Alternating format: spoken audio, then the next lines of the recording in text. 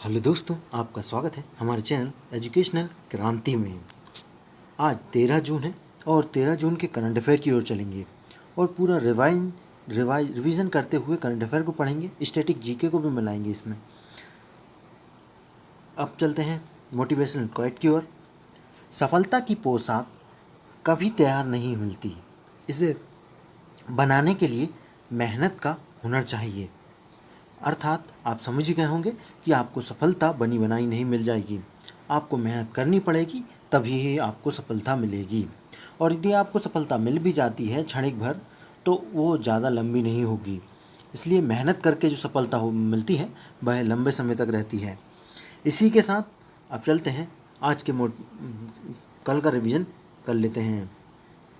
कल का हमारा पहला क्वेश्चन था, क्यूएस वर्ल्ड यूनिवर्सिटी रैंकिंग 2021 में भारत के कितने संस्थानों को जगह मिली? और यह मिली 8 संस्थानों को। रूस के किस हाई जंप चैंपियन पर डोपिंग के कारण 4 साल का प्रतिबंध लगाया? और यह लगाया अलेक्जेंडर सस्टोव जी पर। भारत में एशियाई शेरों की आबादी में कितने प्रतिशत की वृद्धि दर्ज की गई? और यह दर्ज की गई 29%।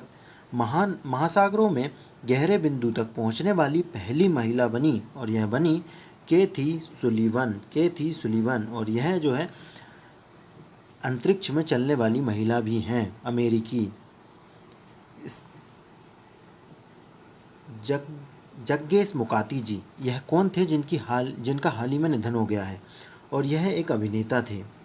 कर्मभूमि नाम का एक पोर्टल लॉन्च किया है। किसके द्वारा यह लॉन्च किया गया? पश्चिम बंगाल सरकार द्वारा।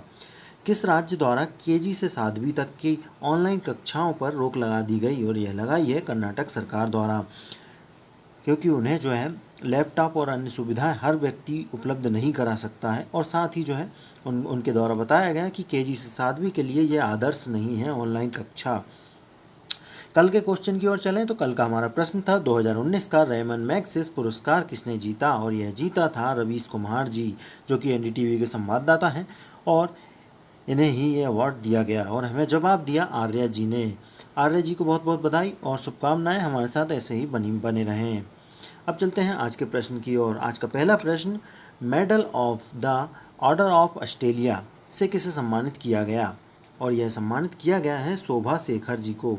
शोभा शेखर जी को सम्मानित किया गया। एक भारतीय संगीतकारक हैं और इन्हें जो है कलाकृति संगीत संगठन ऑस्ट्रेलिया की संस्थापक भी हैं ये। और इस अवार्ड को ऑस्ट्रेलिया के में नामित किया गया है। और इस अवार्ड को जो है ऑस्ट्रेलिया के नागरिक और अन्य व्यक्तियों की उपलब्धि पर भी दिया जाता है। अब यहाँ ऑस्ट्रेलिया की बात हुई है तो ऑस्ट्रेलिया के जो पीएम है वो है आपके स्कॉट मॉरिसन, और यहाँ की राजधानी है कैनबरा, और यहाँ के जो मुद्रा है वो है ऑस्ट्रेलियन डॉलर। अब कुछ और प्रतिष्ठित व्यक्तियों की बात कर लें। और हाल ही में ही जो है ऑस्ट्रेलिया ने कोरोना वायरस के लड़ने के लिए एक ऐप भी लॉन्च किया था, कोविड सेफ, जो कि वहाँ के 60 लाख लोगों ने डाउनलोड भी किया। जैसे हमारे यहाँ आरोग्य सेतु ऐप रहा, उसी प्रकार वहाँ Covid safe app mobile app रहा। अब कुछ और प्रतिष्ठित व्यक्तियों की बात करें जिन्हें हाल ही में अवार्ड दिया गया है। रंजीत कुमार जी को जो है नासा के द्वारा नासा विशिष्ट सेवा पदक से सम्मानित किया गया है। और ये सम्मानित होने वाले पहले भारतीय बने हैं, और 30 साल तक इन्होंने नासा में अपनी सेवा दे चुके हैं। जावेद अख्तर जी को जो है रिचर्ड डॉक्सन पुरस्कार मिला है, सम्मानित किया गया है, और यह भी पहले भारतीय बने हैं यह इस सम्मान को पाने वाले। कृतिका पांडे जी को जो है एशिया रीजन की शॉर्ट स्टोरी प्राइज 2020 से सम्मानित किया गया है, जो कि इनकी स्टोरी थी the great Indian T and snacks नाम की एक स्टोरी थी। इसके लिए इन्हें सम्मानित किया गया है। हाल ही में ही जो है रतनलाल जी को विश्व खाद्य पुरस्कार से 2020 से सम्मानित किया गया, जो कि भारतीय यूएस मृदा वैज्ञानिक है।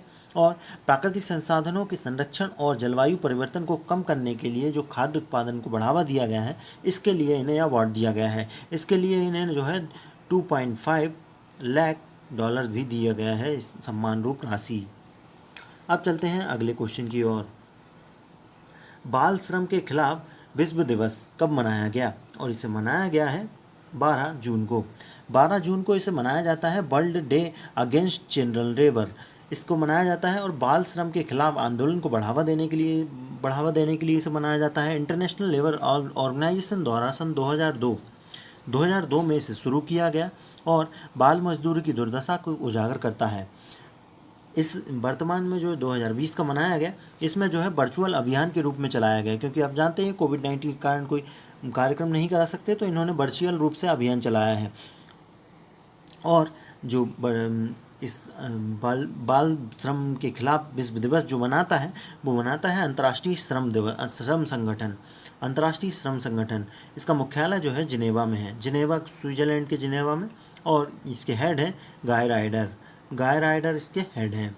इसकी स्थापना हुई 1919 में।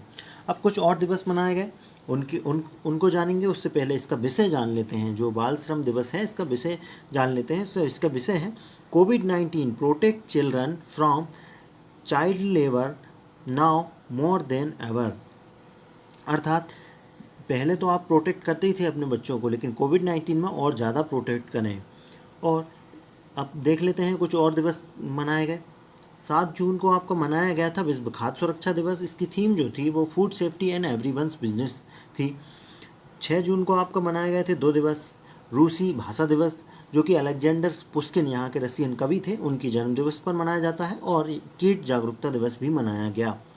3 जून को मनाया गया साइकिल दिवस, जो कि 2018 से शुरू हुआ है, साइकिल दिवस। अब चलते हैं अगले प्रश्न की ओर। जगन्नाथ चौंदड़ू योजना किस राज्य द्वारा शुरू की गई? आप फोटो में देख ही रहे होंगे और आप जान लगाए होंगे, आंध्र प्रदेश द्वारा इस योजना को शुरू किया गया है। कोविड-19 के कारण जो आजीविका चलाने में असमर्थ थे कुछ लोग इनकी नज़र में, जैसे नाई, बॉसमैन या सफाई कर्मी, इनको जो है वित्तीय सहायता दी जाएगी। और वित्तीय सहायता के लिए इनकी उम्र जो है 60 वर्ष से कम होना चाहिए। 60 वर्ष से कम हो, आप नाई हैं या सफाई कर्मी हैं, तो आपको जो है, या टेलर हैं, तो आपको जो है ये 10,000 रुपये की राशि सीधे आपके अकाउंट में डाल रहे हैं आंध्र प्रदेश सरकार, और ये वित्तीय सहायता इनको दी जाएगी।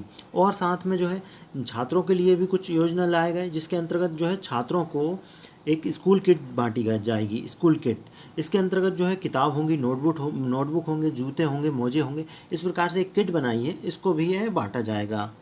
अब आंध्र प्रदेश की बात हुई है, तो आंध्र प्रदेश के सीएम आप देख ही पा रहे होंगे, यह हैं वाई.एस. जगनमोहन रेड्डी, और यहाँ के राज्यपाल जो हैं वो हैं बिश्वभूषण हरिचंदन।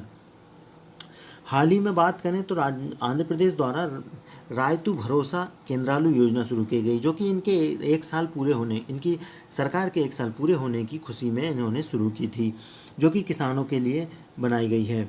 हाल ही में इन्होंने जो है Andhra Pradesh environment management corporation नाम का एक पोर्टल भी बनाया है, जो कि कचरा प्रबंधन कचरा एक्सचेंज वेबसाइट है, और यह पहली वेबसाइट है भारत में। अब चलते हैं अगले प्रश्न की ओर। अगला प्रश्न है, टोनी ड्यून कौन थे जिनका हाल ही में निधन हो गया? टोनी ड्यून जी जो है एक फुटबॉलर थे, एक प्रतिष्ठित फुटबॉलर थे ये, और इनके द्वारा जो है मैनचेस्टर यूनाइटेड में के यूरोपीय कप भी जीता है इन्होंने। एक फुटबॉलर हैं ये, और इन्होंने यूरोपीय कप भी जीता है। 1968 में इन्होंने ये कप जीता था, और इनकी अहम भूमिका थी उसमें। इनके करियर में इन्होंने 2 लीग खिताब भी जीते हैं। अब कुछ और प्रतिष्ठित व्यक्तियों को देख लेते हैं।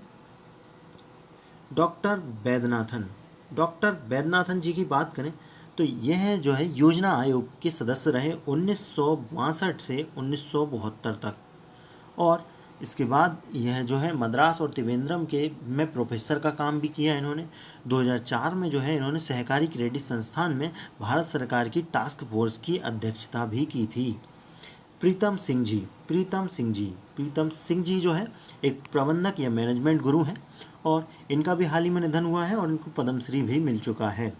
बासु चटर्जी जो है एक फिल्मकार हैं, और ब्योमकेश बख्शी नाम का आपने नाटक देखा हो तो उसको भी इन्हीं के द्वारा फिल्माया गया है। अनिल सूरी जी जो है बॉलीवुड के प्रोड्यूसर हैं, और इनका निधन जो है कोविड-19 के कारण हुआ है, और इन्होंने बेगुनाह और कर्मयोगी जैसी फिल्में बनाई है। अब चलते हैं अगले प्रश्न की ओर।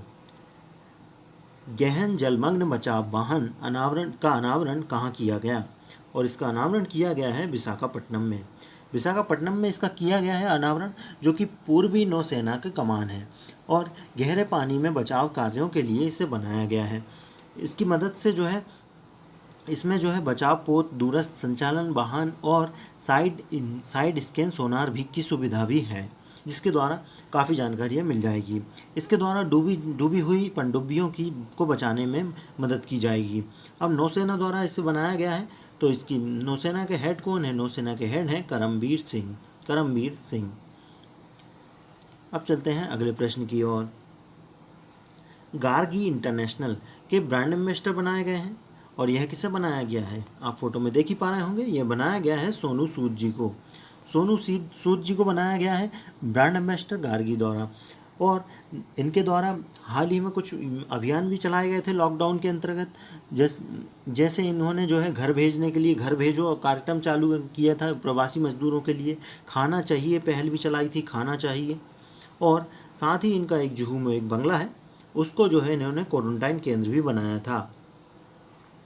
और आप कुछ और प्रतिष्ठित व्यक्तियों को देख लें जिनको हाल ही में ब्रांड एम्बेसडर बनाया गया, जैसे मानुषी छिल्लर जी। इनको जो है एडिडास जो द्वारा जो है ब्रांड एम्बेसडर बनाया गया है हाल ही में ही, जो कि मिस वर्ल्ड रही हैं 2017 में। हरियाणा से आती हैं रोहित शर्मा जी को जो है IIFL फाइनेंस द्वारा ब्रांड एम्बेसडर बनाया गया हाल ही में। एक क्रिकेटर हैं। अब चलते हैं अगले प्रश्न की ओर। केरल के एक स्टार्टअप ने मास्क डिस्पोजल मशीन लॉन्च की, लेकिन इसका नाम क्या रखा गया? इसका नाम रखा है इन्होंने बिन 19 इसका नाम रखा गया है। और यह एक स्टार्टअप है जिसको जो है BST मोबिलिटी सॉल्यूशन द्वारा बनाया गया है, Shri Chitra Tirunal institute for medical sciences and technology की मदद से। और इसमें जो है फेस मास्क को इकट्ठा किया जा सकेगा, और साथ ही जो है इसमें कीटाणु रहित भी करने के लिए भी उपयोग किया जा सकेगा। अब चलते हैं कुछ महत्वपूर्ण तथ्यों को देख लेते हैं। डबल स्टेप कंटेनर ट्रेन चलाकर भारत रेलवे ने जो है विश्व रिकॉर्ड बना दिया है। और यह ऐसी प्रकार की पहली पहल है ये। और इसका संचालन जो है गुजरात में बोराद से पालनपुर तक किया गया। अगले फैक्ट की ओर चलें तो डीप नॉलेज ग्रुप द्वारा 200 देशों में एक रैंकिंग जारी की गई, क्षेत्रीय सुरक्षा मूल्यांकन रिपोर्ट, जिसमें भारत का स्थान 56वां रहा। भारत का स्थान इसमें 56वां रहा। और 4 स्तर इसमें रखे गए थे। डेंजर जोन, जिसमें ज़्यादा कोरोना फैल रहा है, उनको ऊपर रखा गया था। और सबसे सुरक्षित इसमें पाया गया स्विट्ज़रलैंड जो है सबसे सुरक्षित पाया गया कोविड-19 के लिए। राष्ट्रीय संस्था रैंकिंग फ्रेमवर्क 2020 की घोषणा हुई, और इसको मानव संसाधन मंत्रालय द्वारा इस रैंकिंग को घोषणा की गई रमेश निशांक पोखरियाल जी द्वारा। और इसमें इंजीनियरिंग के क्षेत्र में जो है IIT मद्रास पहले स्थान पर रहा, और ये लगातार 5वें बार पहले स्थान पर रहा है इस रैंकिंग में। और साथ ही कुछ और भी इंस्टीट्यूट को दिया गया, जैसे सर्वश्रेष्ठ विश्वविद्यालय का खिताब IISc बेंगलुरु द्वारा बेंगलुरु को दिया गया, जो कि 36वें स्थान पर रही थी एशिया की रैंकिंग में। सर्वश्रेष्ठ प्रबंधन संस्थान IIM अहमदाबाद को दिया गया। और साथ ही जो है विधि के लिए national law school of university को बेंगलुरु को दिया गया। और सर्वश्रेष्ठ महाविद्यालय का जो खिताब है वो दिया गया मिरांडा हाउस दिल्ली को। अब चलते हैं आज के प्रश्न की ओर, और आज का हमारा प्रश्न है, हाल ही में मानुषी छिल्लर जी को किस कंपनी का ब्रांड एम्बेसडर बनाया गया? आपने यदि हमारा वीडियो देखा है तो आप हमें कमेंट करके ज़रूर बताएं, और आपको डिस्क्रिप्शन बॉक्स में या कमेंट बॉक्स में हमारा क्विज भी मिल जाएगा। आप वहां जाकर क्विज लगाकर अपने करंट अफेयर को और पुख्ता कर सकते हैं। और यदि आपको हमारा वीडियो अच्छा लग रहा है तो आप हमारे वीडियो को लोगों तक, दोस्तों तक शेयर करें। व्हाट्सएप ग्रुप, फेसबुक ग्रुप या टेलीग्राम ग्रुप पर दोस्तों को बताएं कि आप भी कुछ अच्छा करंट अफेयर पढ़ रहे हैं। बाकी हमारे चैनल पे यदि आप नए आए हैं तो आप सब्सक्राइब करना ना भूलें।